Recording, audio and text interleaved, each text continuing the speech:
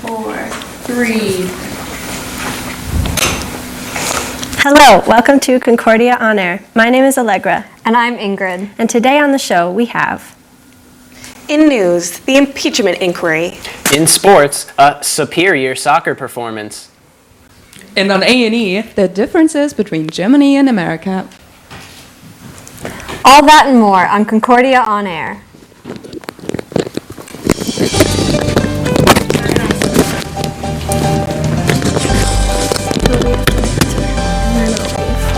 That'll be awkward.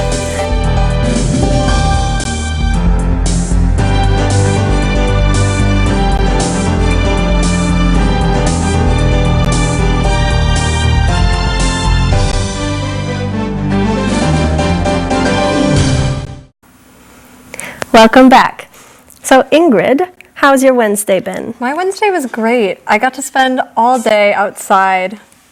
Wow. Yeah, I got to go to Tamarack National Wildlife Refuge for my environmental politics and policy class. And so we got to go there and shadow volunteers who were teaching third graders about the environment through like activities around the wildlife refuge.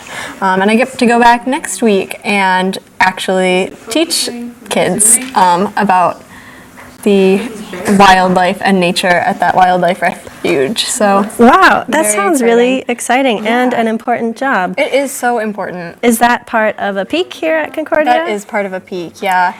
Maybe for our newer audience members who don't know, could you tell them a little bit about what a peak experience is? Yeah, so a peak experience is pivotal experience and applied knowledge, and it's something you need 2 peak credits to graduate at Concordia, but it just kind of gets you out into the community doing things that go beyond the classroom. So for that class, we are going to help teach third graders about like nature in Minnesota, and then we are also doing a few projects out in Moorhead to kind of improve our environmental situation in the area. Wow, well that is such an important project. It is so important. I'm actually the last year who doesn't have to do 2 peak experiences. I just get to do a capstone, so that's nice. I'm grateful for that. Yeah, It's less work a little bit. it's definitely rewarding actually having sure, stuff yeah. outside of the classroom. So Yeah. Well, I did a lot of things today, but probably the worst part was my physics exam. Oh, Yeah. I came here straight from that basically, so well, how did it go? I'm still recovering. It was okay. I'm sure it was fine. We'll see. I am so grateful. Like, you don't have to take peak classes. I don't ever have to take physics. Oh, And I really? could not be more excited about that. So, Yeah. Are there any exciting classes you get to take in your future? I should be able to take an interviewing class in my future for my journalism degree, and I'm really excited about that. So, Wow. So being on air must be really cool then if you're planning on being a journalist. yes, it's definitely something that I've wanted to do for a while. So Yeah. it's really cool to like get some experience before going out into the real world. Yeah. So something exciting on air this week is that we have a bunch of guests who you will get to know in a few short seconds. Now on to news. Here we go. Hello, I'm Elise. And I'm Johanna. Although California has provided exemption to determine their own emissions laws, the White House has threatened to revoke this privilege. The Trump administration has created legislation during the past few months to invalidate fuel efficiency laws, triggering legislation by California and other states in an effort to protect the environment. Now, Minnesota will be the 15th state to adopt California's auto emissions standards for cars, trucks, and SUVs, according to an announcement by Governor Tim Walz this afternoon. The governor says it will take approximately 18 months to finalize this change, following public hearings. The new standards are expected to not only improve the fuel economy, but also lower Minnesota's greenhouse emissions by 4.5 to 5%. However, because the White House and California are still battling over the right to determine these standards, it is unclear if Minnesota will even get the chance to have this independence. As of now, 23 states, including Minnesota, have sued the Trump administration. With temperatures dropping and cool weather setting in, Concordia's Diversity, Equity and Inclusion Commission, or DEIC, is holding a winter clothing swap on campus. The students are welcome to donate new or used winter clothing such as coats, hats, scarves and mittens, as well as take the articles of clothing they'll need this winter. If you'd like to contribute to the clothing swap, collection boxes can be found in each resident hall.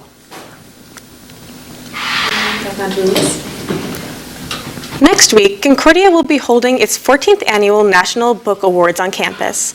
The program is meant to celebrate modern literature and ensure the prominence of books in our culture. This year's award will feature Victoria Johnson, a National Book Awards finalist, and an author of American Eden, and Sigrid Nunez, the award-winning author of The Friend. A reading and conversation with the authors will be occurring on October 3rd at 7:30 in the Centrum. The event is free and open to the public. While the Oscars had success not having a host, the 2019 Emmys were not so fortunate. Despite emulating the film award shows, the Emmys televised poorly on Fox, bringing in nearly 30% less viewers according to the Nielsen ratings. However, there were several highlights from the night. One was the greater advocacy for social issues, including trans rights, pay equity, and other forms of inclusion. Additionally, this year was different in that larger networks didn't dominate the awards per usual. While ABC, CBS, Fox, and NBC brought in a meager 16 awards between them all, HBO led the night with 34 awards, followed Netflix with 25 wins, and Amazon with 15. Another fun note of the night was the nomination of a Concordia alumni, Stephen Lednes, who was recognized for his work scoring the short documentary Beneath the Ink. Although he didn't win, it's still exciting to see a Cobber being highlighted for their achievements on the national stage. In a televised speech last night, Majority Speaker Nancy Pelosi announced that the House of Representatives would be moving forward with an impeachment inquiry against the sitting president. This action follows the recent allegations that Trump ordered the National Intelligence Community Inspector General to suppress a whistleblower complaint, which current law requires to be immediately provided to Congress. This controversy is now accompanied by today's release of an incriminating telephone transcript between the president and recently elected Ukrainian president, Volodymyr Zelensky. This transcript, which was released by the White House today, shows that Trump pressured the other head of state to investigate Democratic candidate Joe Biden and his son. Given that the U.S. is currently withholding $250 million in military aid to Ukraine, it's possible that the president is dangling this as a bargaining chip in return for political gain. It will be important to look closely at this inquiry and see how it may influence the upcoming election. On September 20th, over 4 million people around the world took the streets to protest climate change in a global climate strike. Walkouts occurred in an estimated 150 countries around the world, happening as close as Fargo, North Dakota. The youth-led protests were inspired by Greta Thunberg, a Swedish teen who began the youth movement against climate change last year in her home country.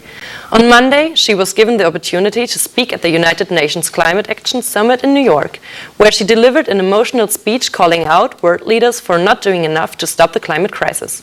Meanwhile, the UN searches for new ways to limit carbon emissions and honor the Paris Agreement. Now, on to interviews with Dennis. I'm here with Dennis Stauder, a journalism student from Andover, Germany. Welcome, Dennis. Hi. So, what brings you to the United States?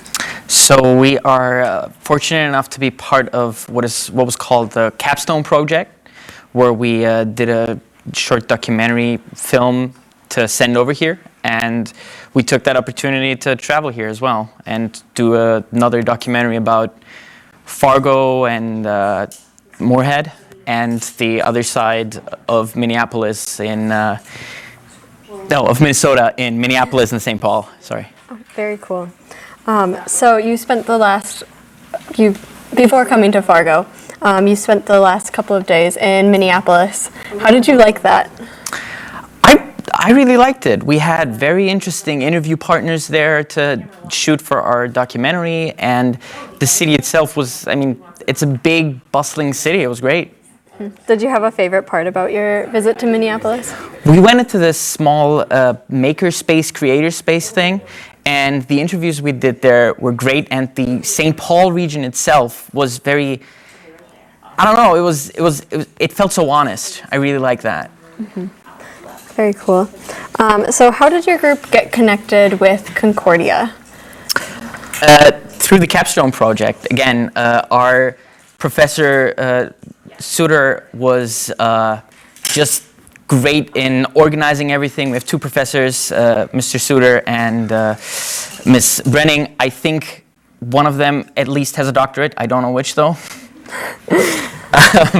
But they got in contact with Fargo and they made everything happen. Can you tell me about what your documentary that you're working on is about? Arts, music a lot, and just the differences between a little more on the countryside and a little more on the city side. So Minneapolis, St. Paul against Fargo, Moorhead, but not in a battle. In a battle. What kind of differences have you been seeing between the two places? I mean, musically, we've been in Concordia College a lot, so it's more of a organized thing that teaches younger people to get into the arts, which was very interesting. It's such a huge thing here. I've been told about the Christmas concert several times, which sounds great. I wish I could be there. It's so fun. And on the Minneapolis side, it was more like privatized, smaller, like we went into the venues, you had to find the artists, and here there's sort of a birthplace of the arts in the Concordia College. Yeah, very cool. So what else have you been doing during your time at Concordia other than filming and exploring the city? I mean, exploring the city has been a major part of it, but I think what I've personally been doing is exploring it at my own pace. So I took a walk from Concordia College into downtown Fargo, which took me half an hour, which surprised me. But that was good, just seeing the countryside and not necessarily finding a specific thing, but going around, seeing the buildings, and I mean, spending time with the class as well, of course. It's always great to be able to do that. What has been your favorite part about the Fargo-Moorhead area? We went thrift shopping yesterday, and there was this tiny thrift shop which had like this 80s themed jacket. And I'm still not sure if it was for men or for women, but I had to immediately buy it. It was gray on the outside, pink on the inside, and I look horrible in it, and I love it. That sounds so fun. Good finds. There's always good finds at thrift stores. So has there been anything that has surprised you about the United States during your time here? I grew up on television, and television in Germany is all American-based. So I wasn't really surprised. I was just happy to finally be here. It felt like a homecoming for me because I grew up on all of this culture, and I wanted to go into the worst fast food places I could go to because I've heard so much. One of the first things I got was get Lucky Charms because we don't have those in Germany, and it's a cereal I've always heard about. Was there any certain fast food place that you were most excited to go to while you were here? I haven't gone to Hardee's yet, and I really want to try it for some reason because it's one of those places that YouTubers seem to choose and all of that. Hardee's. Hardee's, yeah. Very cool. Okay, thank you, Dennis. Thank you. Now on to sports. Was geht, sports fans? I'm Grant. Und ich bin Tulio. And today, in football, Concordia's football team opened up conference play last Saturday at home against Augsburg. The Cobbers entered the game 0-2 after a couple of close losses. The game was fairly even, with both teams trading punts on the first few drives of the game. But freshman running back Bob Lamo opened up the scoring with his first collegiate touchdown run for the Cobbers. It capped off a 75-yard drive for Concordia. Quarterback Blake Cragness extended the Cobbers' lead to 13-0 with a 5-yard touchdown run of his own in the second quarter. And that's when the offense really got going. Concordia was able to score 42 combined points in the second and third quarters, allowing them to cruise to a 48-0 win.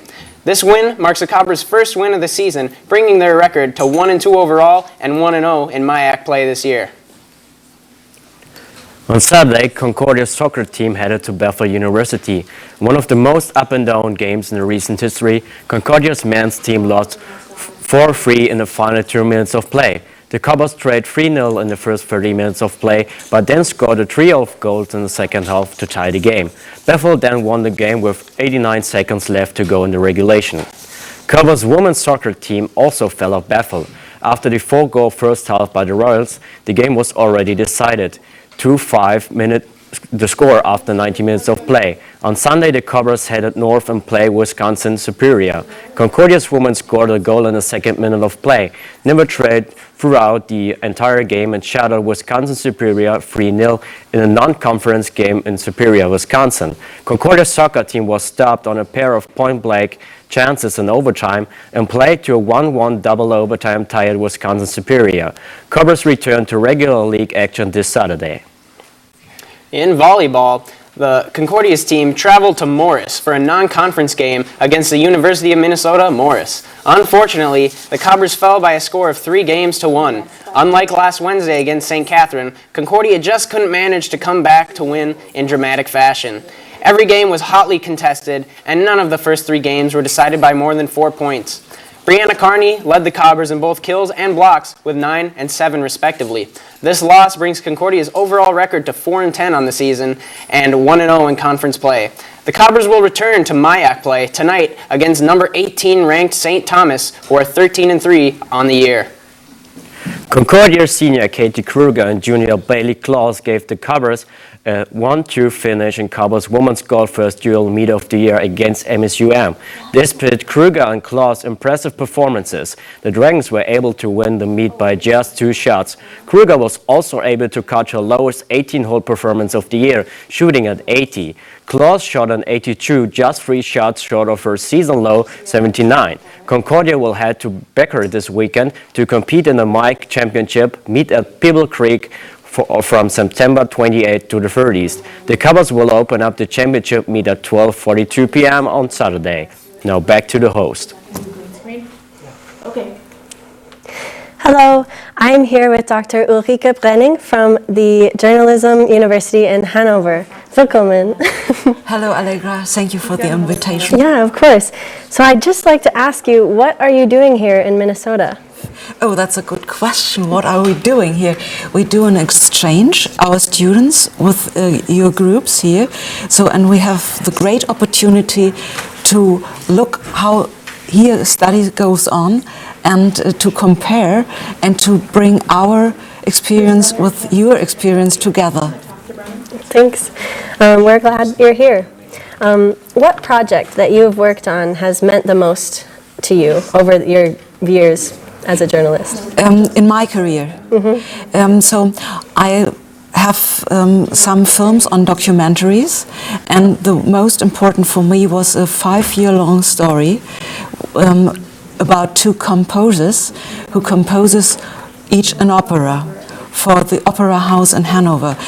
And this was a great experience for me because I'm a musician too, and this was a very, very important work for me. Wow, that sounds like a great piece. So the course you are here for is focused on TV, but is that your favorite form of artistic or journalistic media? It is, indeed. As I told you, I'm a musician, and for me TV, work with pictures and sounds and words, it's the most creative form to be a journalist. You have a great opportunity to combine these models, and you have a great opportunity to show in a way documentaries or news. So for me it's the most important and the most creative form. So you're a musician. What do you play? Well, I became a violinist, but I'm glad that I'm not a professional violinist. What do you like to play on the violin? Classic music, especially of an Italian composer that no one knows today. His name is Viotti, and I wrote a book about him. Oh, wow. So what do you think about the concept of fake news as a journalist? Oh, that's very important. You asked me about the concept of fake news. Right, and how journalists with integrity are being called out for faking their news, even like whether it's true or not. Okay, I think the whole problem is that journalists never have time. So they get involved in this strong force of fake news. And I think the best way to avoid it is to have enough time for the researchers. But you can ask me, how would you manage that? To have enough time, because there is a very high pressure on this profession now, and you have to get an intention to feel, is this real or is this not real? And I think we have a high responsibility because we create reality. And so we get to decide, is this real or not? Interesting. So that is a great segue into my next question, because I would hope that no journalist would intentionally call into question their integrity by publishing something that's not true. But unfortunately, in this political climate, a lot of those allegations are being thrown around. What are your favorite questions to ask when you are interviewing someone? Well, I had a very good teacher in journalism, and he taught us to go in a very unexpected way. So when you ask me a very unexpected question, so I'm the person, not your partner. So in a professional partner, so you have me by my personality, and so I think about very unexpected questions to ask. Can you give me an example? So when you ask me, what's about your favorite media or so, is it TV? So I have the opportunity to talk about my musician career. So Right. it's a very... Everything's connected. Yes. I'm so sorry, we're out of time now. We're going to go on to arts and entertainment. Thank you. Hello, everyone. Welcome to A&E. My name is Parker, and here we have three German students from Hanover. Would you like to introduce yourselves? Yeah. Hi, I'm Rose. I'm from Hamburg, and my fun fact is that my dad actually grew up in Minot, North Dakota. Do you know who also grew up in Minot, North Dakota? Wiz Khalifa. Oh, that's funny though. I'm Yolande. I'm from Halle. That's in Eastern Germany, if you don't know. And a fun fact about me is like that I like to chill in very uncomfortable positions, other would say. But yeah, that's kind of a fun fact about me. Hi, I'm Tabea. I'm from Kassel. It's in the center of Germany. And, well, a fun fact about me, I'm really into France and French culture and language. So I spent 1 year in France, and since then I just love to speak French all the day. Like, yeah. What's your favorite sentence to say in French? La vie est belle. And what does that mean? Life is beautiful. Oh, that is awesome. All right. So today we are going to go over a few differences between American and German culture. So the first question I have for you guys, some places charge you to use the restroom in Germany. Is that fact? That's a fact. I mean, it's pretty normal to charge it. Most places do that. If you stay in there, if you eat something or if you order something, you don't have to pay. But if you just go by and ask if you can use the restroom, they always say like, yeah, but leave 50 cents. Yeah, that's interesting. I always think it's always kind of looked down upon, maybe in the United States, to go into a place and use the restroom without paying. But I think no one is ever going to say like, hey, don't do that. I mean, it's also kind of not common to have, like, I walked into a Macy's and they have a restroom there. Like, we don't have restrooms in, like, clothing stores. Like, that's not usual. Like, that was something where I was like, oh, lovely. No, I would love to research, like, the reasoning behind that. Like, why did us Americans feel the need to put a bathroom in a clothing store like Macy's, whereas It's in helpful. Germany it's not. I mean, it's good that it's there. So Yeah. I think for sure we need to maybe be more welcoming for people who need to use the restroom. All right. So tell me about how you feel like you need to have really good eye contact when you're toasting someone or giving them a cheers. Where does that come from? Well, like, yeah, if we can say so, like there is a rule which exists in Germany saying like if you don't do that, if you don't look in the eyes when you're cheering, you will have really bad sex a couple of years. So Really? That's the Like for 7 years. 7 years to be exact. Yes. Well, now I understand why So you we have good take eye it really contact. seriously because nobody wants that. And is it the same when you're like cheering like your grandmother? Does the same rule apply? I mean, my granny, I don't know if she know the rule, but like, yeah, that's the same with old people. I mean, yeah. all right, that's really That's funny really though, funny. yeah. Thank you. Good to know for when I go to Germany. Yeah, really important. Yeah. So another thing that I found was that recycling is taken very seriously in Germany, which I think is amazing as someone that's coming from an American background where it's pretty normal just to see someone take their plastic water bottle and throw it in the trash. Tell me about, the way your recycling systems, trash systems work in Germany. Yeah, with plastic bottles is the thing, yeah, that you buy like a bottle and it costs 25 cents more.